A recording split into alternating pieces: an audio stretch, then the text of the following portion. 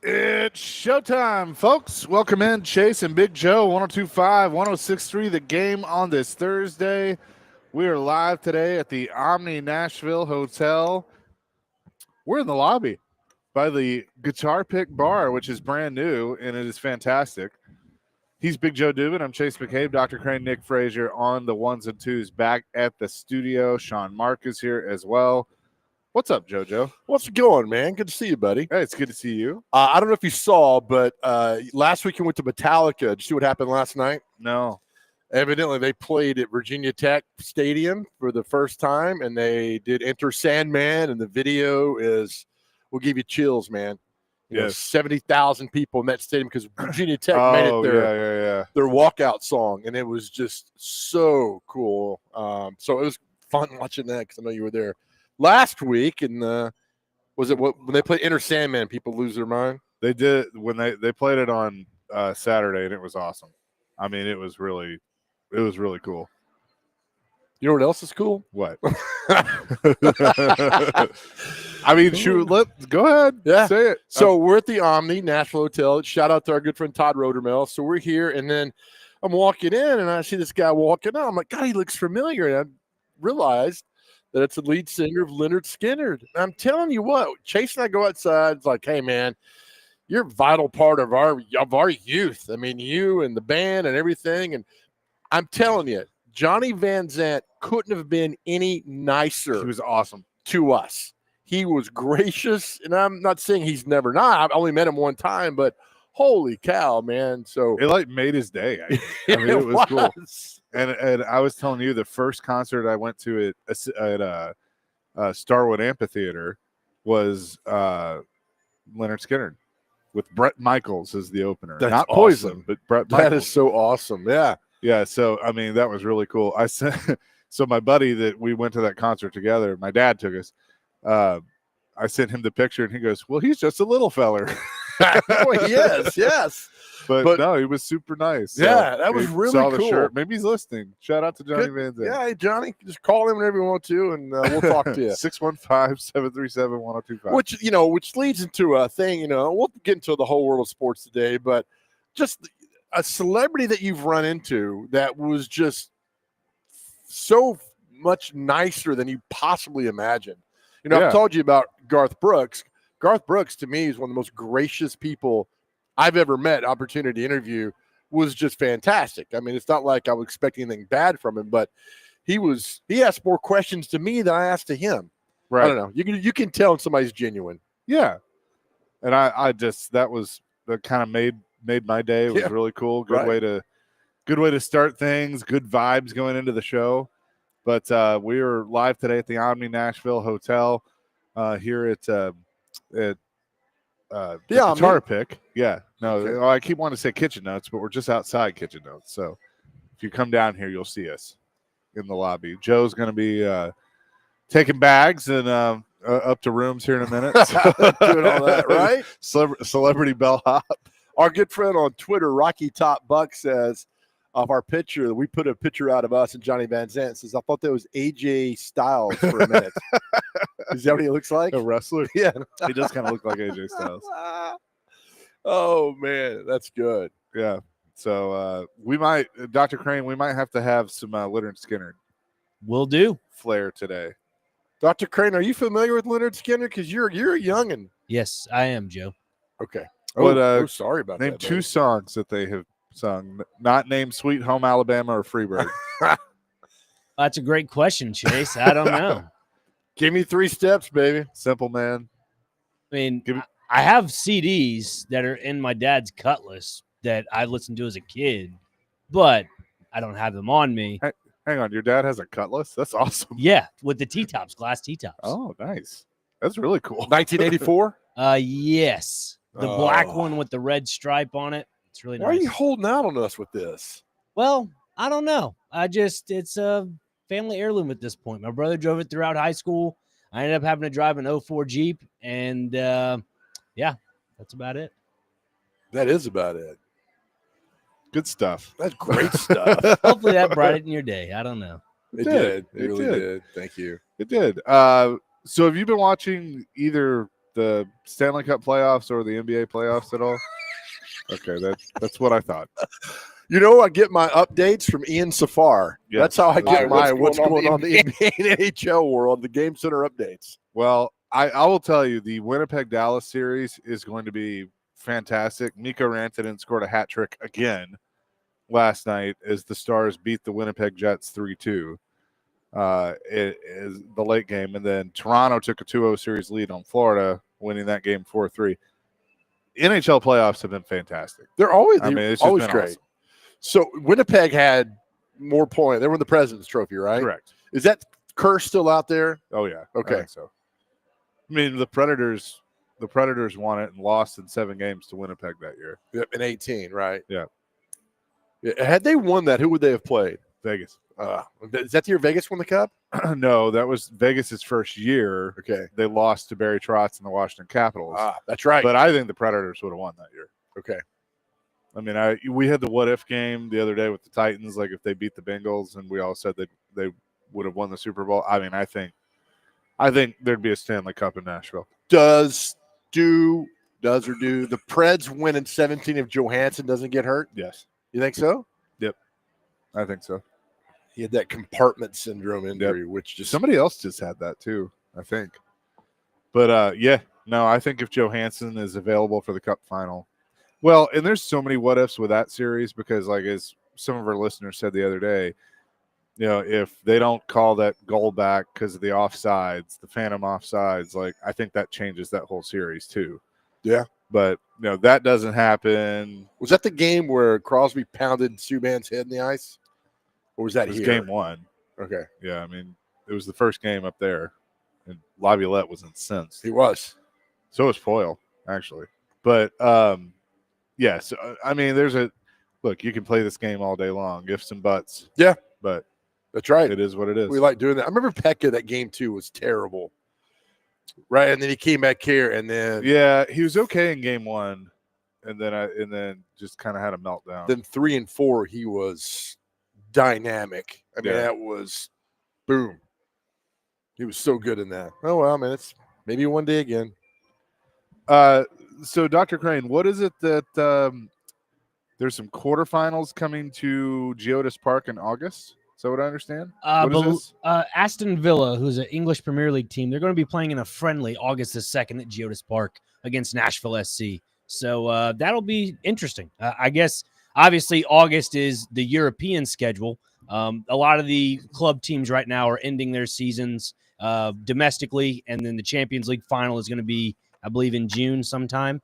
But normally August is preseason for all the European clubs. And Nashville will currently, at that time, would be at the end of their MLS season. October is kind of when the playoffs begin. So for Nashville, I think it'd be a good, I guess, test to see if they're actually one of the best clubs in the world and give them an extra boost going into the playoffs. How is your hockey team? Very nice. I mean, your soccer team doing? I'm sorry. They're pretty good. I mean, You're talking about Nashville SC or like his club team that he has with his buddies? Nashville SC. Nashville SC won Tuesday night against the Chattanooga Red Wolves in the U.S. Open Cup. They won 1-0. Josh Bauer scored a nice laser of a shot to the back of the net. They go on to the round of 16, They played round of 32 on Tuesday. Round of 16 sometime in the future. I don't know if it's in the month of May. It might be later. But they either played the Tampa Bay Rowdies or the Orlando City SC. Get it, brother. I believe it was Orlando that was up 4-0 last night. So Nice. they'll probably play Orlando. Is this all part of the Talking Calcio? Yes, it is, Joseph. And we just had a new episode loaded this morning Nice. Where can we find that? on the Game Nashville Sports Network podcast page. There you All go. right, good. Good job. Proud of you. Thank you very much, gentlemen. Very proud of him. All right, Chase, you want the question of the day? Yes, please give us the question. Of the So the question of the day is going to be one. It's going to have to reach deep for this one. It's a deep one. So here it What? is. Never mind. Don't do it. It's one you got to reach in your heart to pull out. Our question today. Chase has no idea what this is. Neither does Dr. Crane. I never But do. Here we go. What is the most important decision you've ever made in your life? Ooh. What is the most important decision you ever made in your entire life? Whatever it is, let us know. 615-737-1025. We'll we'll get in some heartstrings with this one. But I'm Yeah. just curious, what's the most important decision you've ever made with your entire life? That's a good one. 615-737-1025. That's our phone and text line. Driven by WilsonCountyHyundai.com. We are live today at the Guitar Pick Bar outside in the lobby of the Omni Nashville Hotel, just outside of Kitchen Notes here on 102.5, 106.3, The Game.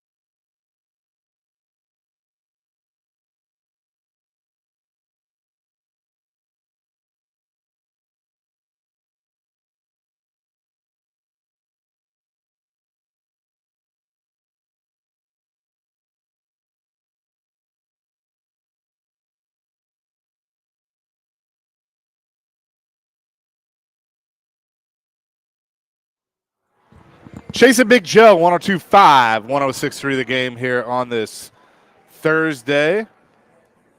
Hope you're having a great day. We're live at the Omni Nashville Hotel. And Dr. Crane is back at the Busy Bee Plumbing, Heating, and Air Conditioning Game Nashville Studios, home of the $99 yearly Beehive membership, where the buzz is always about great service. Some interesting news out of the National Hockey League that I just saw. Darren Drager, who is an NHL insider for TSN, just tweeted, quote, "See how the day unfolds, but indications are Joel Quenneville is going to be the next head coach in Anaheim. Suggestion of an announcement today." Very interesting news there that this could be Joel Quenneville's way of coming back into the National Hockey League. Give me his background. So he was the head coach of the Chicago Blackhawks for a long time, won 3 Stanley Cups with them, left there, went to the Florida Panthers, and resigned in the midst of a scandal that had happened when he was with Chicago. Basically a player that was sexually assaulted, and there was a lot of, it was kind of like Penn State, a lot of looking the other way, one of those situations. Right. And Quenneville wasn't directly involved, but I think he kind of knew what was going on and didn't do what he should have done about it. So he resigned. Andrew Brunette took over for Florida as the interim head coach, got them to the playoffs, won the President's Trophy, and Quenneville has been out of hockey since then. He was, I think last year they reinstated him or said he could, get a job. But so indications were that he could potentially land a coaching job this year, and it looks like it's going to be Anaheim. He interviewed there. I know Vegas kind of had him as the favorite after he did the interview. So according to Darren Drager, it looks like it might happen. You're a big fan of him, right? I'm not a big fan of what he did or didn't do, but I think he's a good coach. But as a coach, yeah. As a coach, I'm a fan. So God, we'll see. Elliot Friedman will join DVD later today at 1, so I'm sure he'll have a lot on this. These hockey coaches like baseball managers. Yeah, they bounce around. On football, you don't see it as much. You don't see a guy get a second chance, but other than that, very rarely a third chance to do that. This doesn't happen. Vegas also has Peter Laviolette as the favorite to get the Penguins job. That'd be interesting. It's So like he's Fisher going to the Rams. He's got Carolina, Nashville, Philadelphia, Rangers. Am I leaving one more out? Islanders. That was his first job. Did he do the And Capitals one Washington. year? Yeah. He's had 6 jobs. Yep. He's had 6 head coaching jobs. And has taken 3 of those to the Stanley Cup final. Remember that year he got fired after 3 games? That was Philly. Yeah. Hal Gill was on that team. Was he really? Yeah. 3 games in, he gets fired. Yep. Good Lord. What's one thing I like about the NHL? They're not afraid to pull the plug. No, I mean, it's quick, but then, they get another opportunity pretty quick. Yeah, they as do well. that. So I'm trying to think football doubled. Like McCarthy had it, Green Bay and Dallas. yeah, John Fox had 3 jobs: Carolina, Denver, and Chicago. Sean Payton. Sean Payton's been New Orleans and Denver. Yep. Ron Rivera, Carolina, Washington. Is there another one? Where is there? Riverboat Ron? He didn't coach Chicago, did he? No, he played there. I knew that. I don't think so. Yeah, Carolina, Washington. Yeah, let's see. Now he's the GM at Cal or Carolina and Washington. Okay. So that's 2. Wisenhunt. Wisenhunt had 2. Fisher had 2. So it's commonplace. Gruden's had. I mean, how do you count Gruden? Because he had 2 stints with the Raiders, plus the Bucks. So I mean, he's had 3 bites at the apple. I would say. All right. Um, Currently now, Belichick had for a day. Oh, Yeah. Cleveland. Yeah. And then for a day, he was the head coach of the Jets. Parcells had sevell. Giants, Patriots, Jets, Cowboys. God, he did, didn't he? 4. Yeah. Bill Walsh. Just the Niners. Seifert had San Francisco and Carolina. They were terrible in Carolina.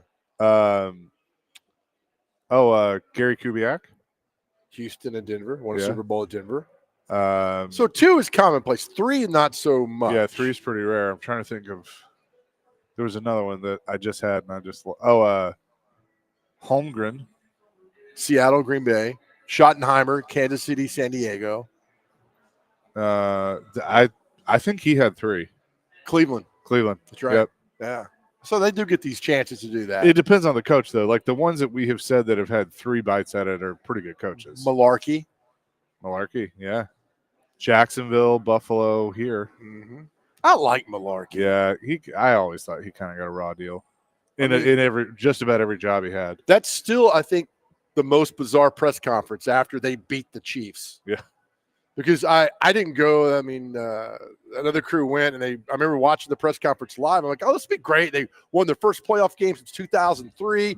They beat the Chiefs. This is feeling good. Pete Carroll's had 3 jobs. Pete Carroll's had 3. Yeah, New England, Patriots, Seattle, and then Raiders. Were you there when Malarkey gave that press conference in Kansas City? No, I wasn't on that one. All right. And he just said, basically, I'm getting no support. Vrabel's had 2 shots now, as somebody just said. Yeah. That was something. And then it's like, what the hell is going on here? Then they got beat by New England the next week, and then Malarkey was gone. Yep. So odd. But he's always pleasant to us. A few stories on that. I'll tell you about the taping practice story. I tell you this. Yeah. He was so nice. Could have been a jerk about it, and he wasn't. So I don't know, man. That was something. But these coaches, yeah, it's tough to break into this. If you're a young coach, man, it's tough to break in. If you're Callahan, you break in, you go 3-14. Right. I mean, that's on your record forever. People are weighing it up. See, it's always fun to think about things like this, like of coaches that I'm trying to think if there's more that have coached 3 places. Is the head coach in recent memory. Where Bum Phillips did Oilers and Saints. What about Wade Phillips? Gosh. Buffalo. Dallas. Wasn't he the interim in Denver or New Orleans? Might have been. He took over for Bum in New Orleans, I think. Might have been. Yeah,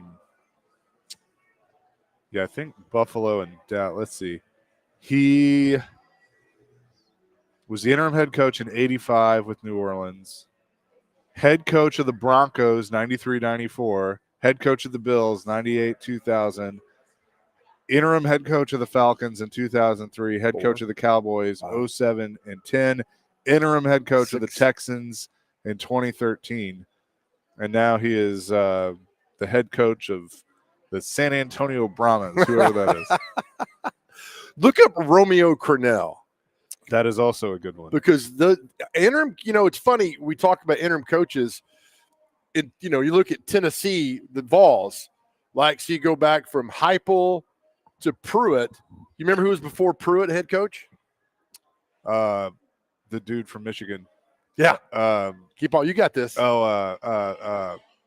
went to San Diego State. Yeah. What's his name?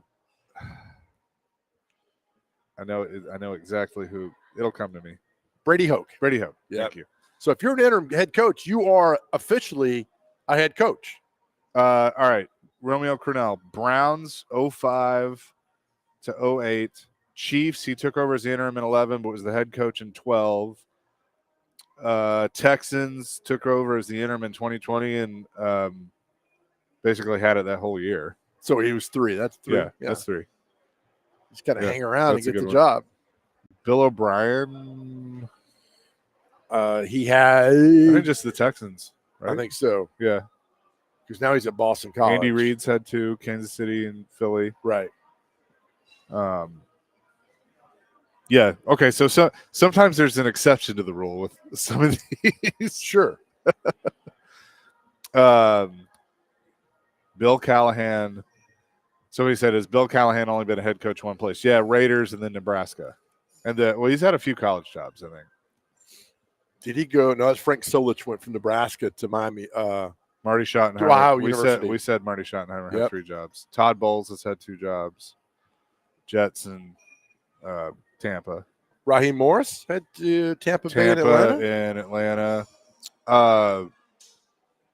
who was the head coach before Bruce Arians? Because he had the interim year with Indy, and then he had Arizona and Tampa. Yep, So there's three. There's three. Yeah. Rex Ryan's had a couple. Jets and Buffalo. God, I forgot about him in Buffalo. Yep. Ditka had two. Heck yeah, he did. Bears in New Orleans. Yeah. He almost ruined that New Orleans franchise from Yes, he 97 to 99. Yes, he did. My goodness. But he was fun. They were not a good team, but, man, he was fun to watch. 615-737-1025. We get back to our question of the day. We kind of got sidetracked there for a second. Question of the day is, what is the most important decision you've ever made in your life? The most important decision you've ever made. We will get to that coming up next. Chasing Big Joe live today at the Omni Nashville Hotel, proud sponsor of this here radio program. And also tune in tonight. The Nashville Sounds continue their series against the Norfolk Tides. Pregame at 6:20, first pitch at 6:35. And it is presented by Twin Peaks and Family Leisure over on 94.9 The Fan.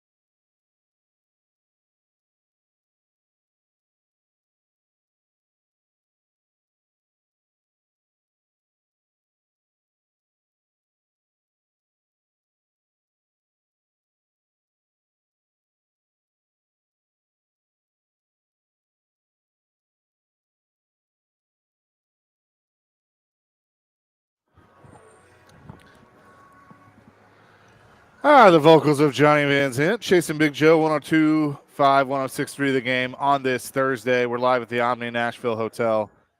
Dr. Crane is a simple man. He really is. He really is. Dr. Crane, let me ask you this, buddy. Sure. What is the most important decision you ever made in your life? That's a tough one, Joe. I've been thinking about it since you put out the question. Honestly, I can't really tell you off the top of my head. I mean, the only thing that really comes to mind would be just sports decisions that I've made in the past of continuing to play football in high school when I was contemplating it in my freshman year, just because of some family stuff that went on. But besides that, I can't really think of anything that kind of dawns on me as something pivotal. I mean, it'll probably come to me by the end of the show, but as of right now, nothing. All right. Accepting the job from Chase. Yes, that'll work. That's pretty important remember decision that? there. Write that one down. I'm No, going to just say kidding. I got baptized in July of 2020, and that to me was the most important decision I ever made.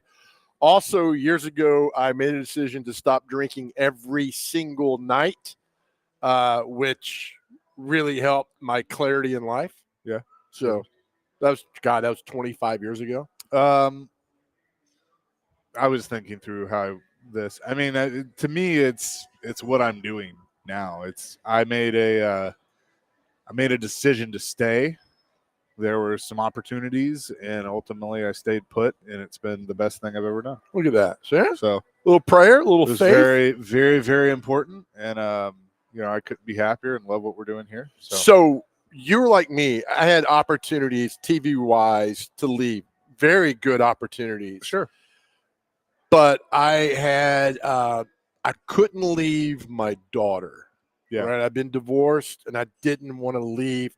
It was unfair to her because that Phoenix and Dallas and Tampa had opportunities, but I was like, I can't. I'll come back every weekend and see you. I'm like, no, I'm not. It's important that if something happened, that I am 10 minutes away. Yeah. So, I never once regretted that. Like, what would have been? What could have been? No, I did a lot of prayer, and the Lord kept me here. And for that, I'm forever grateful. I love the show NCIS, right? Uh-huh. And Gibbs has his rules that he has his rules that he always lives by. And I was trying Is to that Mark Harmon? Mark Harmon, Okay. yeah. Former UCLA quarterback. Yes, it is. Mark Harmon. So I was trying to look it up. Which rule? Let's see. I think it's because I want to make sure I get it. Yeah, here we go. Rule 91, because he has different rules. When you decide to walk away, don't look back. Ooh. And it's like I kind of look at that as when you make a decision, that leave the decision behind you. That's You've right. made it. Yeah. So don't dwell on it. So that is definitely one to live by. But so let's go to our text, 615-737-1025. I've seen a theme, and I love this. Mike on Kentucky Lake, accept Jesus. Amen. That was one. Let's see. JP, coming to faith in Jesus Christ. Does wonders. Let's see. This is a great thought-provoking question. I stopped doing drugs back in This is Patrick. I stopped doing drugs back in 2001. It was killing me and my family. I woke up one day and said, enough.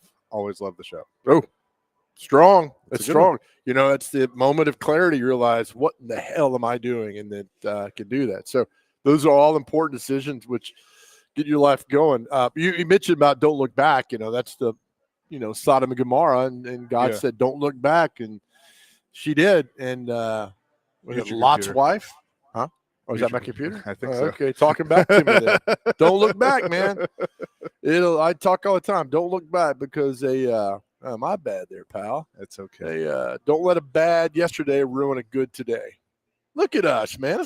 Welcome to our TED Talk on the radio. I think something's dawned on me a little bit. And it's not primarily a decision that I've had to make in my life, but I'd say more of the multiple decisions I've had to make in my life of the smaller things. Whereas if something, say you're wrong about something, you have to be a bigger man and a bigger person to say, hey, I'm wrong. Like it takes a really big person to say, you know what, I am wrong. I'm going to accept my fault. And with that being said, then you're able to kind of build off of that. And there's an acronym that I live by, and I've actually kind of just talked about it with my brother recently. It's called the ACT, the ACT acronym. You are accountable, you are consistent, and you're trustworthy. Those three words obviously play out to being one word itself. But if you're accountable, you're able to be consistent. And without the consistency, you don't have trust. Look at you, man. That's a very good one. Again, another one of Gibbs' rules, Rule 51. Sometimes you're wrong. So let me ask you that. If you're telling us, somebody's telling your story, Bill Smith's telling a story about the Predators, right? Yeah. He goes, man, boy, in 2015, they made that Stanley Cup run to the final. Do you correct him, a guy, when he's incorrect on a sports? Knowing because okay, this is a really because I do. Yes. I want you to be correct, but I don't want to come off as an ass. So I'm glad you brought this up because I run into that a lot. You know, like we do what we do, so we're naturally just in this stuff.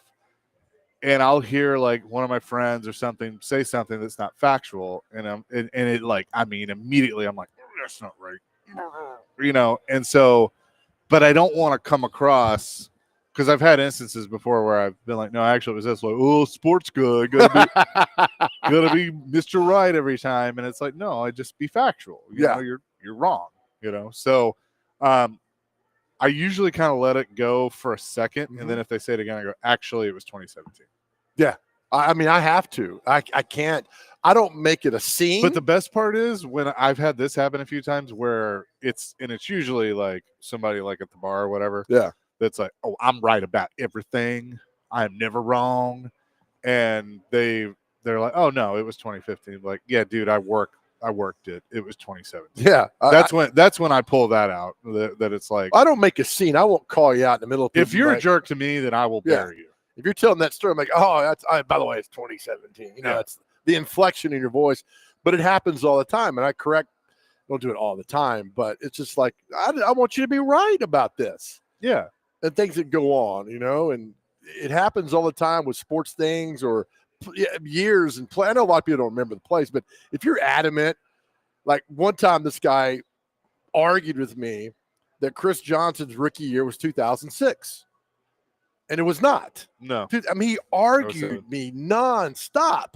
He goes, we're not going to Google this. We're going to ask. Yeah, it was 08. I'm like, just look it up. It's 08. Don't make a big scene about this. It was 08. Like, so I want, but because if I'm wrong, correct me. Yeah. I want to be correct. I do all the time. Yeah, right. Remember the one day I said that the Oilers have been here longer than they were in Houston? Yeah. You're like, no, they haven't. I'm like, Chase, add it up. And then I started adding it up. I was like, oh, God, he's right. Steiner math. Math. I want to get away. Adam in Portland, the most important decision of my life was finding the courage to ask out my wife. I almost didn't do it. She is way, way, way, way, way too hot for me. Attaboy. But she gave me a shot. We hit it off, and 19 years and 3 amazing kids later, it's easily been the best decision I've ever made. I got to marry my best friend, and we laugh every day. Look at you, Good Adam. job, Adam. That's awesome. I tell people again, always take chances. Always do that. 8566. I turned down a D1 scholarship because deep down, I knew I wasn't good enough to make it to the next level, and instead I chose to chase my then girlfriend to another school. Of course, we broke up anyway, but I met my now wife, happily married with 3 kids. Well done. What sport? Text back. What sport was that in? Curious. Yeah, I'd be curious. It's Eric Church has a song called "What I Almost Was," that kind of talks about like events that happen that sway a decision one way or another. Yeah, I mean that's the cool thing about life. Drive you crazy. You think about that all the time. Choose your own adventure game. That's what life is. Yeah, you're right. Let's see. Texter just says, hey, guys, just wanted to touch base with you. I want a pair of tickets from you all to go see the Braves in Atlanta last week. Going to see the Braves has been on my bucket list for a while now. Got to take the day off work and go down with my wife and see the game. We had a great time and made some good memories. Thanks so much for the opportunity. Well, you're welcome. Glad you had a good time. We'll be there a week from today. We sure will. We will be at Truist Park, home of the Atlanta Braves, as they take on the Washington Nationals. Do we get access to the dugout or locker? What do you call it? The locker room. Brian Snitker has said that if he sees us anywhere near the dugout, we will be escorted off the premises. No, not really. I think we could. I'll tell Brian Snicker that I one time went to a game at Fulton County Stadium, but I promise you, there were 300 people there. It was the Pirates and the Braves in 1986. So did you go to – this will be your first time at Truist Park, right? Correct. Did you ever go to Turner Field? Did not. Dang. Nope, I didn't. Nope. You could have been at all three. Nope. I went, and John Smiley was pitching for the Pirates, and it was awful. And the Pirates were terrible. The Braves were terrible. But it was the best time. Our favorite, Kenny the Mailman, has called in to answer our question of the day. Kenny, what's going on? Hello, good friends. How are y'all? We're doing wonderful. How are you? A life-changing moment for me. 4 or 5 years ago, I accepted an unpaid position. I became president of the Joe Dubin fan club, and it absolutely changed my life. I mean, I have to contact 7 or 8 people a month that let Joe know what Joe's doing and what Golden Corral he's going to be appearing at. It's meant a lot to me. But Kenny, you also got premier seating at Steak and Shake when you dropped my name. So I was about to say, what does that get you exactly? Mailman. Did we lose Kenny? I think we lost Kenny got in trouble calling us on the job while he's on his route.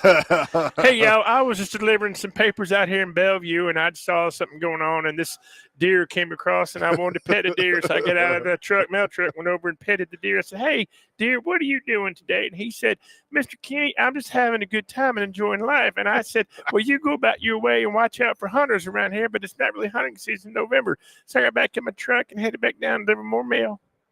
Y'all have a good day. Thank you, Kenny, and Joe Kenny.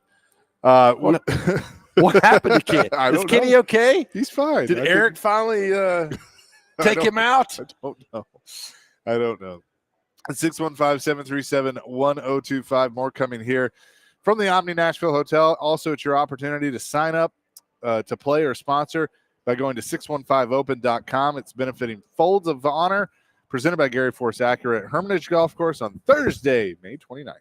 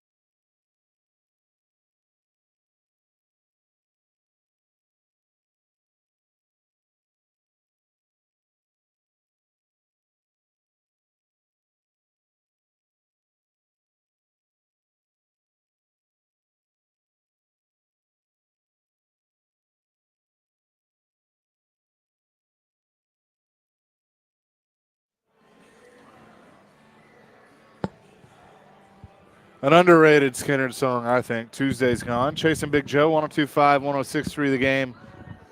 It's a Thursday here at the Omni Nashville Hotel, just outside Kitchen Notes. We're in the lobby today, so I've had a few people come by and wave at us and all that, so that's been really cool. The Titans rookies are going to be starting rookie minicamp. There's a practice open on Saturday to the media that they'll be out at. But what are we expecting? Like, does Cam Ward need to show up and immediately just take over as a leader, even with fellow rookies, or what do you want to see out of him? So 06, when Vince came in, it was not concerning, but he didn't step up. Like, all right, and I get it with the rookies, and I guess there was a little nervousness there with him. But he finally, as the season went on, he became kind of a leader, but not out the gate. Mariota, on the other hand, we all wanted him to be very demonstrative in 2015, and he wasn't, because that was not his nature. Yeah. And I think it drove a lot of us mad in the media. It's kind of like, hey, man, step up. And it drove Vrabel crazy, too. When he Step got up. here. And that was 4 years into it. I think Wissenhunt kind of coddled Mariota a little bit because that was his golden child. That's a great But with Cam Ward, I think, look, as a quarterback, you were already the leader. But at what point do you assume that leadership role when the vets get here? It's a fine line, man. And I think you have to earn it. I absolutely think you have to earn it. Yeah, I mean, I think how you earn that is like when you're in the huddle, it's things you say, like if a guy drops a pass, like, hey man, we'll get it next time or something like that. I mean, that's kind of how you earn some of that stuff. But to your point on Marcus, that was his biggest problem. Marcus couldn't find his leadership style. Some guys don't have it. He didn't have it. Right. Yeah. And I mean, like Steve McNair was not demonstrative. He wasn't going to get in your face. Like, he was kind of quiet, but like you just kind of knew because of his work ethic. Well, what did Chris Sanders say? You drop a pass, and Steve, on our show, Chris said one time he dropped a potential touchdown, walked back to the sideline, and Steve was just staring at him. Yeah. He's like, that's all I needed to know was that I got to do better. And sometimes it's just a look and do all that. But, I mean, look, this guy bounced around from Houston to Washington State to Miami, success all the way. So he had to adapt, become a leader with people he just recently met. I think there'll be no problem here of doing that. But at the same time, there's going to be some vets who are like, you got to show me what you got, boy, and then go from there. I don't know, man. We have the comparisons with the Vince Youngs and with the VY. Locker in 2011 came in here. I think he was deer in the headlights, man. Oh, he was. Big time. Locker, I think Locker realized pretty quick, like, hey, I don't love this game like I thought I did. Yep. And then when Wissenhunt got here, it just ruined it for him. Well, I remember the game when he ran. It was supposed to be a pass. He scrambled and ran in the end zone. It was against the Browns. And I thought he was dead. They hit him so hard after he scored a touchdown. And I'll never forget Wissenhunt saying, well, that was the wrong play. The play was designed to go the way and throw the ball. I'm like, this dude just scored a touchdown for you on your crappy team, and you're giving him all this garbage about doing that. And I think absolutely ruined him. And, with Hasselbeck being here for Locker in 2011 really helped him. Yeah, that was the right move. Because he talked about how Hasselbeck helped him off the field, become a player, become a better man, was all that. But it's just one of those things where you just didn't see it. And so maybe Cam will be different. Maybe Cam will come in and say, this is my team, let's go. I don't know. I just, there's things I like about him. He's got enough humility, and he's humble enough, mixed with he's got a little bit of cockiness too. And I think that's a good balance, like in a good way, confidence, but confident, borderline cocky. Like when he said in the workouts, when he looked over at the Titans coaching staff and said, I'm just going to solidify it for you today. Like, I like that. Like, oh, okay. All right. I'm cool with that. Like, I didn't have an issue, but he's also like, when he did the interview with ESPN, getting emotional, just how hard he worked to get to that point. Was he the first 0-star to get, I read some stat. Well, I know they were all, but some 0-star not to go in the first round, but something else went in there. And that just shows, man, nothing was handed to him. Yeah. Nothing was handed to Cam Ward. I mean, he goes to the 7-on-7 in 2017 or 2018 in high school, and the Incarnate Ward coach, who's now at North Texas, like, who is this guy? Yeah. It's like, we don't really have him on our sheet. Yeah. And then they signed him, and then, boom, took off from there. Takes over and, goes to Washington State and then Miami. But that's why I think this is going to work out. Like, I think the makeup is there for him to do these things. Well, Callahan's got to pour everything into him because his future is riding on Cam Ward. Yeah, everything. It is. So, and I think if they go, well, make the playoff, I think if you show marked improvement, if you still go 7-10, but that team's better, he's better, then Callahan's here.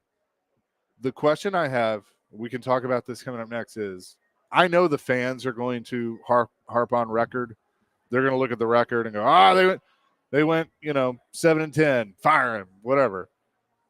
How are they? How's Amy? How's Chad? How's Borgonzi? How are they going to evaluate Brian Callahan next year? Can I say it again? I say it all the time. You just got to be better than 3 other teams. Well, right. That's all you got to do, man. We'll discuss that and much more coming up next. Chasing Big Joe, 102.5, 106.3 The Game.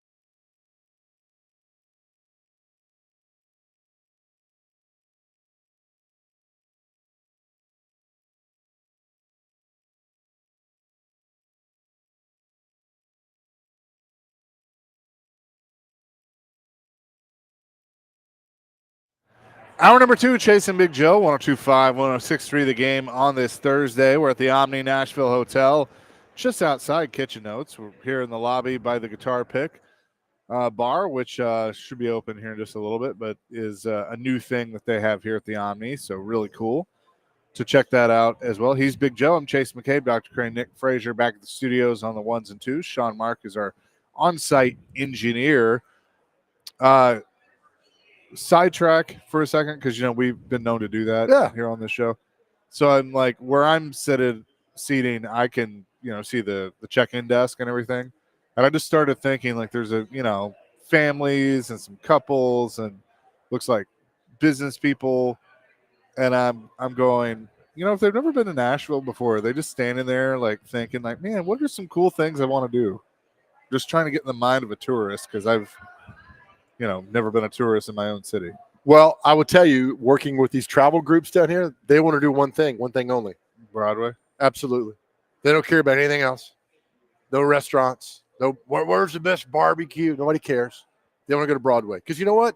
You don't have Broadway in Birmingham. Yeah. You don't have Broadway in Kansas City. They all want to go to Broadway. Every single one of them. That's all they want to do. There's a place in Indianapolis called Broad Ripple. Is that where they make Shampipple? I have no idea. So, no, they all want to go. Do you even know what Shampipple is? I have no idea. Sanford and Son, man. Okay. It's Fred Sanford wanted a Shampipple. Look, I'm an old soul, and there's a lot of that, but even Sanford and Son was a little before my time. Well, of course it is. It's mid-70s. And also, my dad was like, "Yeah, you're not watching Red Dad's Fox." smart man. That's a good show. But no, they all want to go to Broadway, so that's the thing. Because, look, you walk down Broadway. We take it for granted. I hardly ever go down there anymore. Yeah. The guy looks like Urban Meyer. This guy right here. Okay. So they want to go down there because 47 honky tonks, and you might see Jelly Roll down there, or Luke Bryan, or Garth. Probably we'll see Garth. He goes to that bar. I understand. Oh, really? Quite a bit. Like his friends in low places? Yeah. From what I've gathered, from what I've been told. But that's the deal, man. That's what makes our city unique. And look, we bang on this city all the time. You might see Joe Dubin. I hope not.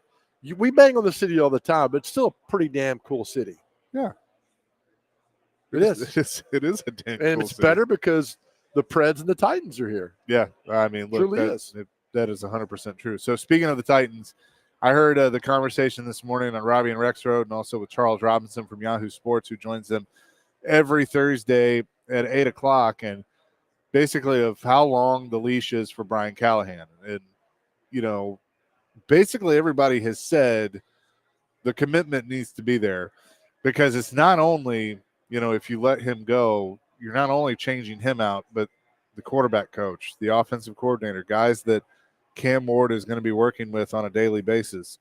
And, you always talk about that, Nick Holtz doesn't call the plays, but when Brian Callahan was in Cincinnati, he didn't call the plays either, but he worked very closely with Joe Burrow.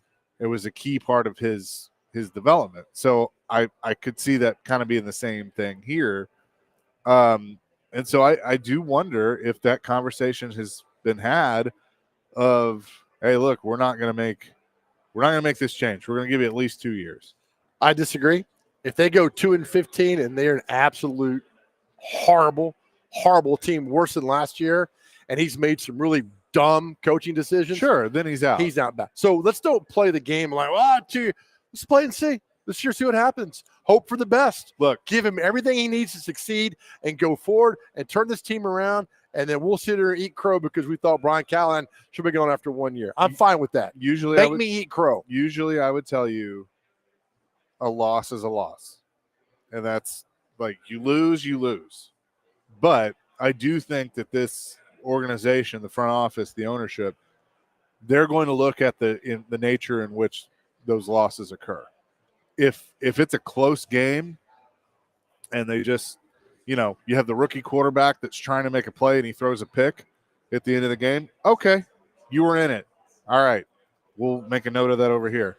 If they get blown out 32-0 and turn the ball over 5 times, and then that factors in too. So Robinson can do whatever he wants, but Charles Robinson can say whatever he wants. But again, Callahan hasn't earned the cachet to get that confidence for 2 or 3 more years. He hasn't done it. Last year was awful. He was in over his head as a head coach. Let's hope he's better this year when he's got his quarterback, his systems in after a year. That's fine. But to say he deserves another 2 or 3, it's got to see what happens this year, man. They've got to show stark improvement, put guys around him. I mean, Rand was terrible with what he added to the team last year. So now you get into what happens. And I do think they'll be better. I really do think this team will be better this year. Now, how much better? I don't know, 7-10 maybe, 8-9. I don't know. When the schedule comes out, in 6 days, we'll know a little bit more about their journey coming up. But I just think, look, now it's it. Now it's time to go. Now to prove to us that you are an NFL head coach. Here we go. Well, I think he's very much getting that opportunity to do that. And it's going to be all about the rookie quarterback.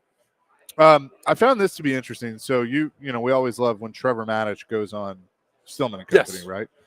And he was asked by Jared the other day where Cam would stand among the quarterbacks coming out in 2026. And it's a total what if. It doesn't matter because he's the quarterback here now. He's been drafted. But here was Trevor on where Cam Ward would stand amongst the 2026 quarterbacks. I think I would put him at third. I'd put Sellers of South Carolina first. And if he continues his trajectory, he very well could be a top 5 pick, if not the first pick in the draft. He's shown the ability and the talent to potentially be a superstar.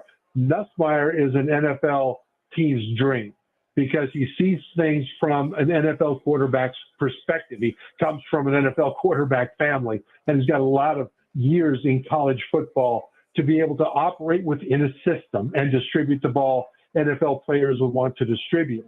I think both of those guys, Sellers would have everything that Cam Ward has from an arm standpoint, but better ability to run. Nussmeier would come in more ready to operate an NFL offense efficiently and correctly. So therefore, I would put Cam Ward at number 3. What do you think about that? That is I can see without you getting mad at me. That's a waste of time because Cam Ward's already drafted. He's here. Okay. He's good to go. I mean, you can project who's in 26, but Sure. you got your guy now. So let's stop. But other things. All right, but here's where I'm going to say where it's not a waste of time. Okay. I love hearing that. And, I respect the heck out of Trevor. Trevor knows. I hope Cam Ward hears that because I just think that kid feeds off of those, all right, chip on my shoulder. Okay, you don't think I can do it? Hold my beer. Watch Okay, this. That's fine. Like I like stuff like that. I feel like the way that this franchise is turning is that's kind of the attitude they have of like, yeah, y'all don't think we're going to do anything right. We've been fumbling, bumbling idiots for the last 4 years. And so y'all don't think we can fix this. All right, watch. Same thing with Daniel Jones, Trubisky. They can't miss. Go second, third in draft. But I never believed that. But everybody else did. All these draft people. Not Why'd they go second and third? Because Did everybody knock him down? those teams, I think, were idiots. But there were draft experts that were saying, I don't know about that. Trubisky climbed. From Carolina. Guys got a Chicago good arm. traded up to get him. It was the dumbest. Yeah. Kansas City sitting there going, thank you.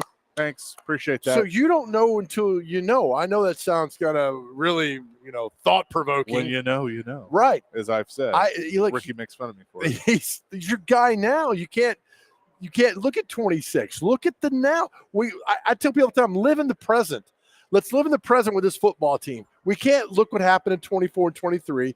We can't look at 26. We have now. So now put him together, give him everything he needs to succeed on the field. Everybody believed in him. Yeah. I mean, it was across the board. This guy's it. All the draft experts. Go back last year. Draft experts, Caleb Williams, Bryce Young, right? They're like, this is the guy. Bryce Young's now coming into his own. Yeah. Got benched.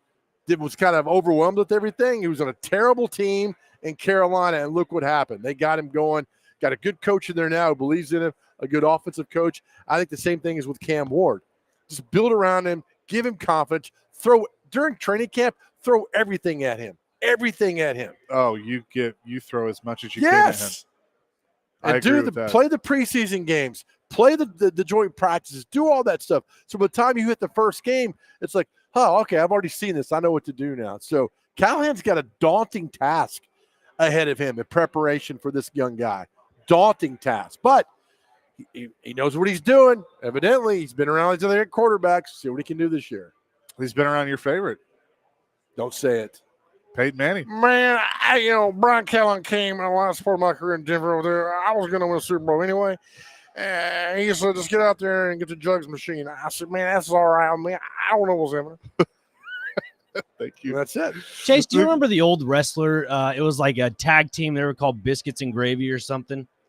No, they were. I know who you're talking about. Anyways, there was that big guy named Festus. Every Yeah. time the bell rang, he turned to a different character. I feel like Yeah, every that's- time you say Peyton Manning, Joe turns into this different character. There's two trigger words. Oh, There's don't do that the other one, one. and then there's Memphis. Man, I said Memphis Redbirds down there. I said I was going down AutoZone Park. I said the Redbirds playing. I had some good stuff right there.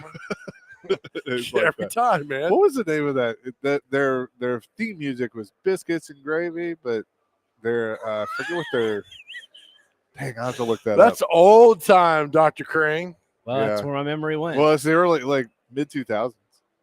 Hey, Dr. Crane, real quick. Sure. Tomorrow is Mother's Day, okay? We're going to get people call talk about their moms. Is there any chance you can have Nani call in tomorrow? Oh yes. I mean, I could. No, I don't want a not mean. I want a yes. Sure. I mean, I Okay. could get her in studio. She didn't have to come in. Let's call. No, just Gets her call. out of the house. do Goes to the gym twice a week, but hey. you why do you not? want to bring Nani to work? Is that what you're telling us? Yeah, because they give me a reason to take her out to lunch. You know what? Do it. Bring her in. Come All on, right. bring it. Perfect. Sounds good. We're all about it. Tell her to watch out for David James. Noted. I will. She's already been warned. Right. 615-737-1025. That's our phone and text line. Driven by WilsonKennyHoney.com. Usually we have Greg Wyshynski on with us at this time. He'll join tomorrow on the program at 9:30. But we're live today at the Omni Nashville Hotel, proud sponsor of the Chase and Big Joe show here on 102.5, 106.3 The Game.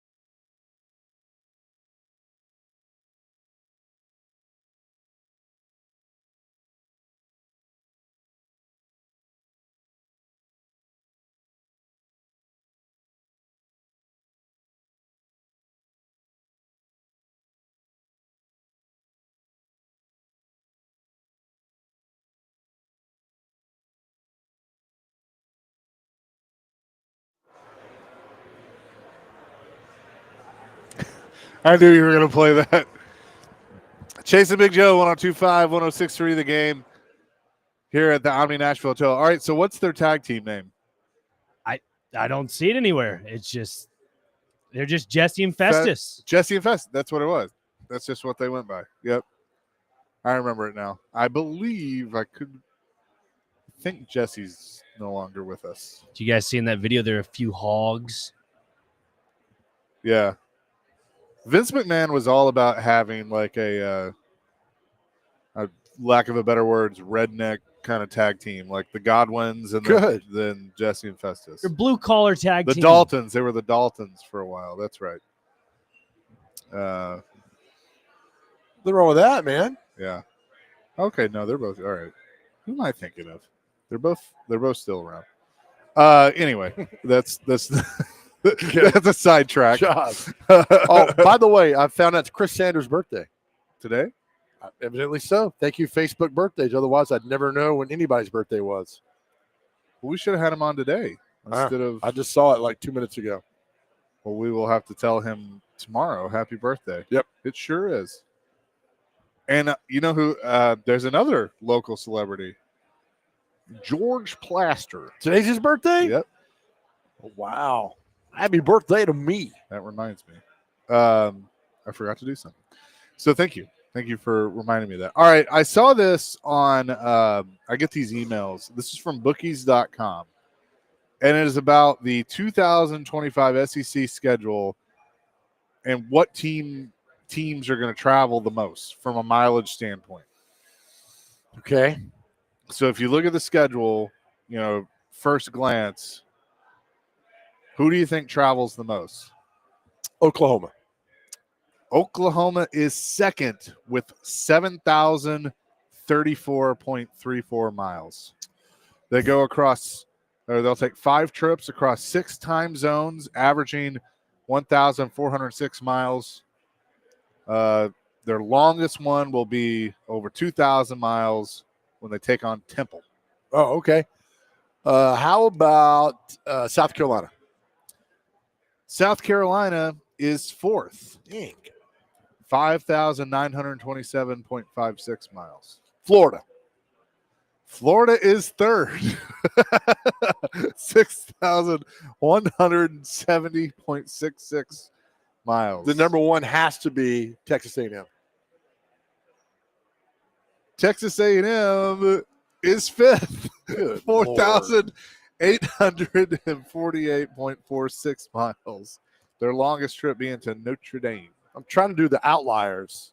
So who's number one? Texas. Texas. 9,077.22 miles. 6 trips, averaging 1,512.87.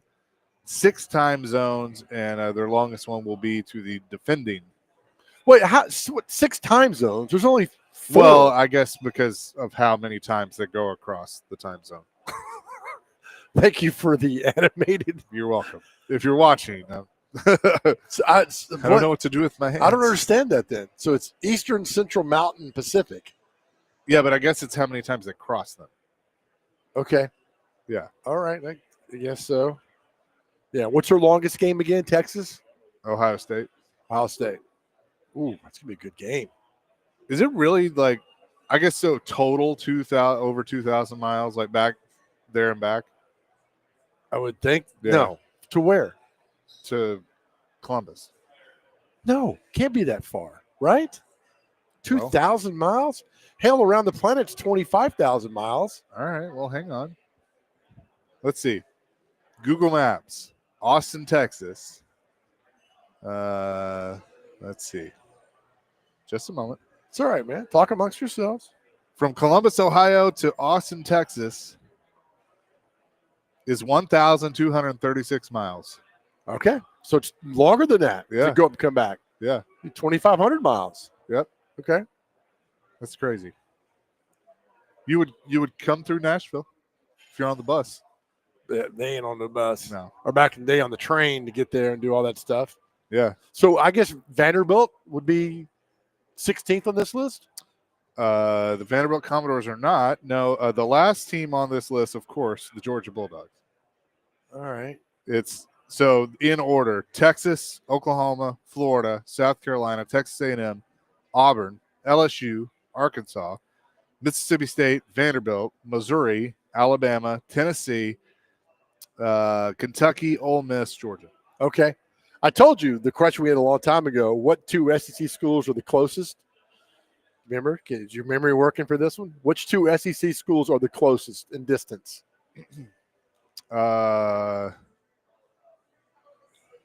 Ole Miss, Mississippi State, Incorrect. Dr. Crane, you got a guess? Alabama, Auburn. Yeah, Nope. that's kind of was good. That's fine. You got to Gave petered up. off there. I don't know. I'm a loss at words. I'm a scrambled brain this morning. It's all right, okay. buddy. The closest 2 SEC schools. I'm not going to tell you till you guess it, or Uh, someone on the text line can guess it. All right, I do remember this now. You got this. Stop thinking rivalries. That's what gets you. Arkansas, LSU. Oh, So that's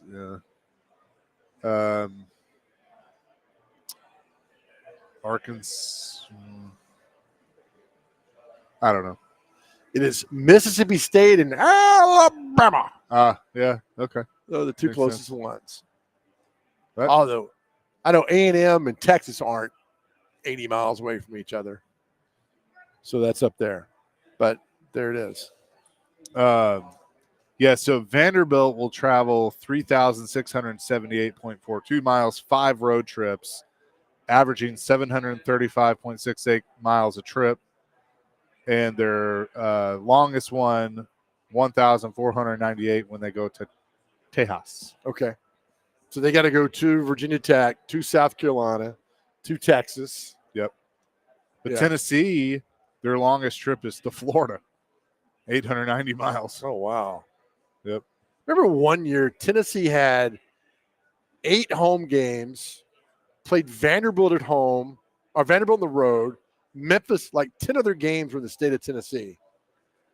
I think that's the way the schedule plays out. You just play who's in front of you. That's all you can do. Yep. But I mean, like, none of this matters, but I thought it was just interesting. They even have the game-by-game breakdown for each team. Well, I guess with the portal being done, I guess there'll be another. Is there another portal ending, or guys are they good now? Are they going to transfer out? No, before the I season? think Okay. this is it. I All don't know. right. The shortest trip for Tennessee is this year. Georgia, Athens, Nope. South Carolina, Kentucky, Kentucky. Lexington. Okay, Just under 300 miles. then but a couple hour bus road. Syracuse, they play Syracuse in Atlanta, so that's just over 300 miles. It's a big game. That's a yeah, big that's a huge game for the Vols because getting a new quarterback in there. Who's it going to be? Syracuse. They have to get a new quarterback. Did Will Howard go? He get drafted? Yeah. Okay. I forgot where. The but Steelers.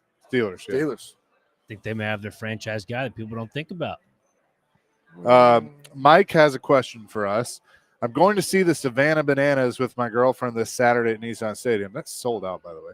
Parking at the stadium is sold out. Where do you guys recommend parking that's relatively close to the stadium? I mean, dude, honestly, I usually park in the facility we're at, but I park across the bridge and just walk. Yeah, you're going to have Yeah. to walk unless Yeah. you go someplace East Nashville. You're going to have to walk that way, but yeah, just be prepared to walk. Park downtown somewhere. Courthouse is good. There's good parking there to go over there. I mean, there's going to be 70,000 people here this weekend for that. Well, Texter asked how far Vanderbilt was from Tennessee. According to this, it is 321.58 miles. But that's round trip Oh, true. Yeah. because I can get to Knox. It's 170 miles from here. Yeah. That is round trip. So all these are round trips back and forth, which should be just the one way on all that. Yes. But I mean, you got to make both True. trips. We talk about it all the time. It's a chartered jet when they have to do a long distance. It's not like they got to wait at the Southwest gate for 3 hours. Coming up next, we'll revisit our question of the day. Eric and Wes want to answer that on our phone line. We will do that and much more. We're live at the Omni Nashville Hotel. And Dr. Crane is at the Busy Bee Plumbing, Heating, and Air Conditioning Game Nashville Studios, home of the $99 yearly Beehive membership, where the buzz is always about great service.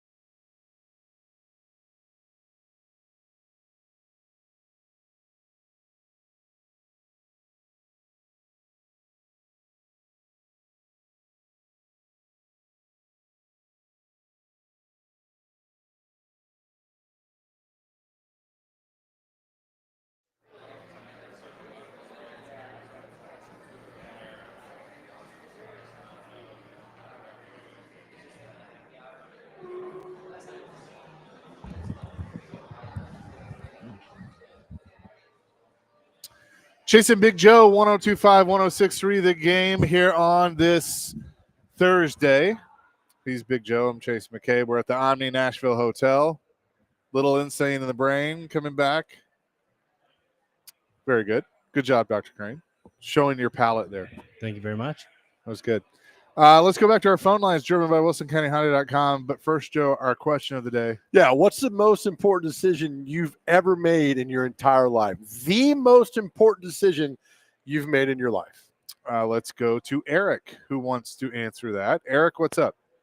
Hey, guys, a couple of things. First of all, didn't hear you earlier, but I heard that you guys were joking, said that I sniped Kenny the mail off the air. You got to stop doing that.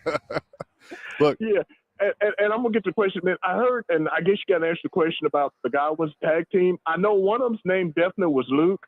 The other one, I want to say, was either Bo, like Bo and Luke do, but I believe his name was Jesse. I think it was Jesse and Luke Godwin, the Godwins. Well, but, I remember the tag team. There was two. Okay, so there's two different ones. The ones we were talking about are Jesse and Festus that were the.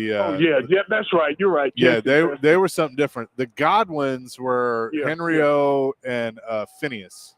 That's awesome. You know that. Yeah, That's so awesome. Yeah, Henry-O, Godwin, and Phineas. Yeah, and I think they wound up affiliated somehow. I think one of them wound up with CM Punk.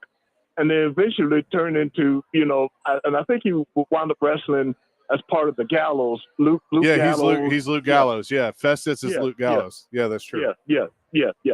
So, guys, as far as important decisions, actually I have two, but one is not. I didn't get married, but one was moving from a place that was real bad into a lot better place. The other was a job change that I did where the job was real bad. But but the other job turned out to be a lot better for me, better financially, so that's my two. I moved from a job that was just real credit paying and everything to a better paying job, and the other one was from a place I was living which was real bad to a lot better place. So those are kind of the two most important life decisions in my life. I've never been married, don't know if I ever will get married, but those were the two for me. Good guys, for you, y'all Bubba. take care, and we'll talk to you again soon. Thanks, Eric. Appreciate it. Those are good ones. Yeah. Remember, I tell people all the time, your job should not be a prison sentence. Your job should not be a prison sentence. That's all I got to say about that. Yeah. This is not. This is like. That was Stone Cold Sue Austin. That's all I got to say about that. Let's go to Wes, who wants to weigh in on our question of the day. Hello, Wes. What's up, guys? How y'all doing today? We're good, man. Bubba? Man, Chase, is a little lengthy, and this is probably one of the top three decisions I've ever made in my life, but bear with me here because it takes a lot out. I had to really get my head around this in order to call in, and I've never said this on a public forum. I mean, I've said it to my best friend, my mom, but here we go. I used to be in the restaurant business. I did that for 13 years as a chef, a general manager, and a training mini area manager where I would train other GMs. And I did it for a pizza place my last 3 years that I'm not going to name. Upon running 4 stores in the Nashville area, my wife at the time was struggling with an addiction to fentanyl. And we were trying everything that we could to get her off the stuff. I started doing social media as I started, my mental took a hit from everything. So I started using social media and sharing my music and just telling other guys that it was okay to not be okay and that we all struggle and that even though you're stressed or you're depressed, it's all relative. Like we all just need to talk about it. And the people at the pizza place that worked for me that were below me started to find out about my socials and my music. And they all poked fun at me saying like, dude, TikTok is a kid's app, man. You're 28. What are you doing? And I realized at that moment that the people that worked for me and my wife all shared the same sentiment. And I realized then that I got more support from random people across the entire world that knew nothing about me than I did from people that actually knew me and knew who I was. And flash forward, I was leaving for work about a month later, found out my wife had relapsed, and I had a mental breakdown, and I called out of work. The next day, I showed up to work with a smile on my face and tried to just go as business as normal. And everybody showed up and just kind of gave me the cold shoulder. Later on, my boss showed up around lunchtime and told me that I was too invested in social media and this wasn't going to work, and they let me go. And my boss at the time was one of my really good friends. He kind of knew a little bit of what was going on. And at that point, I was so depressed, I didn't know what to do except for to talk to the people who gave me support, which was on the internet. And at that point in time, I made the decision that I was going to be full-time on social media. And now you look at where I'm at today, and I'm Swess23 on all platforms. That's SW3, S23.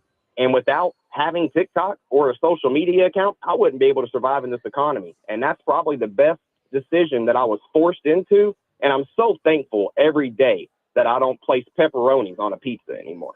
So I have mad respect for what y'all do, guys. That's awesome. Real quick. You know, we laughed last week about Bill Belichick, right? Somebody said, well, what do you think people think about your relationship? And he's like, I don't care what other people think. And I think that is so powerful. We get lost and, he's dating a 24-year-old. He really doesn't care what you think. And to your point, Wes, good for you, man. Not caring what other people think, knowing you're on the correct path and doing it. God bless you, brother. Thanks, guys. I appreciate y'all more than you know. Thanks, Wes. Great call. That was good. Really good. I mean, look, sometimes the most important decision that you've ever made, you do get forced into it. But sometimes that's, in my opinion, God's way of saying, like, wake up. Yep. Yeah. You know, we say all the time, God has to make you uncomfortable. Otherwise, you'd never move. Yeah. You would never move. And then, so there's a lot that plays into this, but it's, again, all the time, you powerful, man. You, if you're listening out there, you are powerful in things you can do. You just got to believe in yourself, man. You can change the world. It's seen it. I've seen it. See the guy sitting across from me right here. I see it all the time, man. Do it. People are going to tell you no regardless. They're going to tell you no. Oh, you're going to hear no. You're dumb. Who cares what other people think? As long as you are focused on you'll be fine. The best thing that ever happened to me was the people that told me no and didn't believe, along with the people that told me yes and did believe. Yep. It's a two-way thing. Beautiful. I mean, that's what it is. Dylan in Antioch says, Eric didn't correct Big Joe on a pop culture fact. What a good day. We're not sure that was Eric that called in. That was good. By the way, Joey from Gallatin kind of being a downer today. Uh-oh.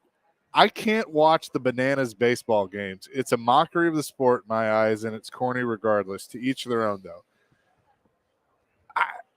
I get it. I kind of get what you're saying, but at the same time, like, I respect them because these were a lot of this stemmed from a team that got disbanded because of COVID. Yep. And did the realignment of minor league baseball. And these are guys that, like, saw their dream go away. Yeah. And this is a way to live out their dream. Yeah, it's a show. It's like the Harlem Globetrotters. But, love it. But, I mean, they sold out minor league ballparks, basically skipped major league ballparks, and now they're going to NFL stadiums. Right. And selling those out. And they're a story that owner talks about. I think it's Jesse Cole's his name. Yeah. Like, this is the dumbest idea. You're wasting your time. And he's talked about very open about his faith and this journey that they're on. It's a beautiful thing. I mean, It is a beautiful thing to see a dream come true. And everybody's having fun. Everybody's happy. It's great, man. Yep. It is. I mean, I think we need a little fun and excitement. Yes. In today's times. Good loud, man. That was good. 615-737-1025. And ours, mine was deciding to stay and not make a big leap. Sometimes you got to make the big leap. Sometimes you make the big leap that leads to ultimately, which is what was me, was staying. Yep. Yours was? I got baptized 5 years ago, that's probably number one. And then I used to drink every night, man. And I wasn't an alcoholic, but I would drink every single night. It's like, what are you doing? Just wasting money. Now I waste my money on the lottery. So you walked in and you said, I used to spend my night times in a bar room. Who's that? That's the George Jones version of crap. What's the name of the song now? Whiskey. Tennessee Whiskey? Tennessee Whiskey. Okay, yeah. All right. Yeah. Caught me off guard. Sorry, man. I couldn't remember the name of the song. Yeah. So important decisions. We had a lot of great response in our text line. You guys are great, man. Yeah. Coming up next, we'll tell you what day it is and celebrity birthdays. Chasing Big Joe live at the Omni, 102.5, 106.3 The Game.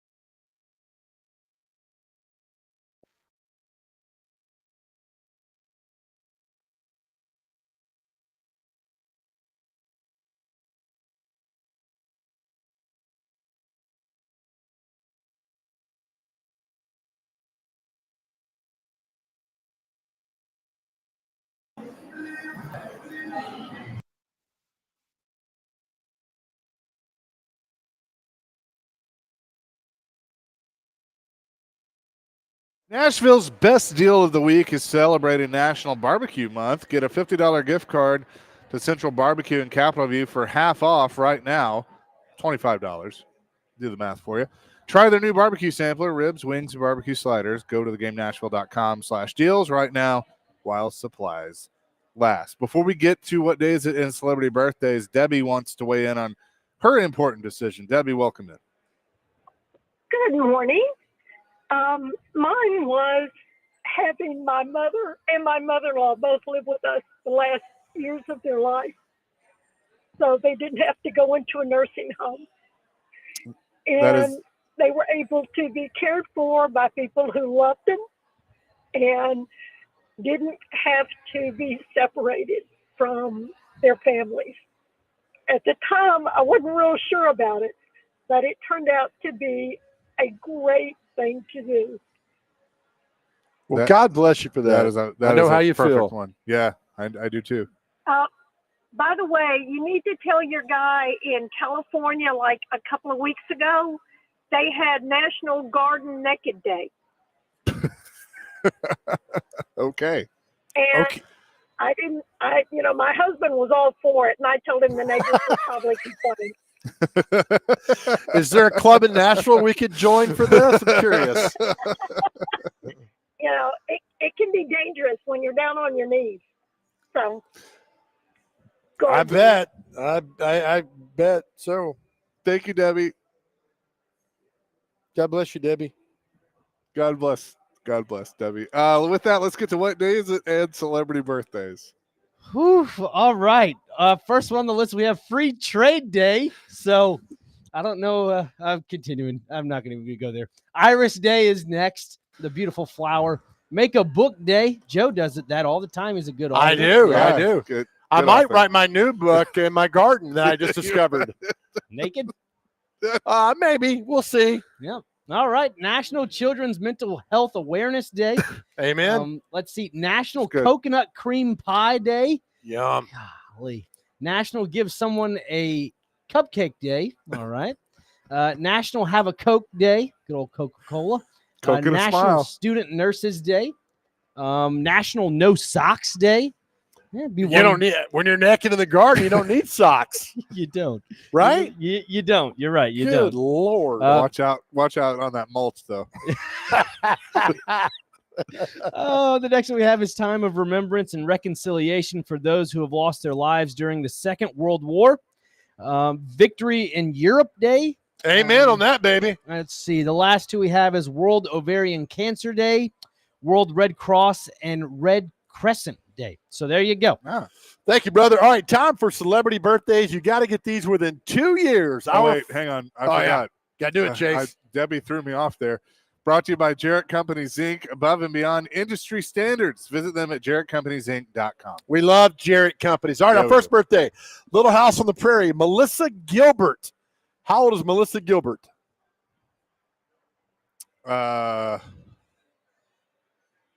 71. 60. 61. Oh, nice.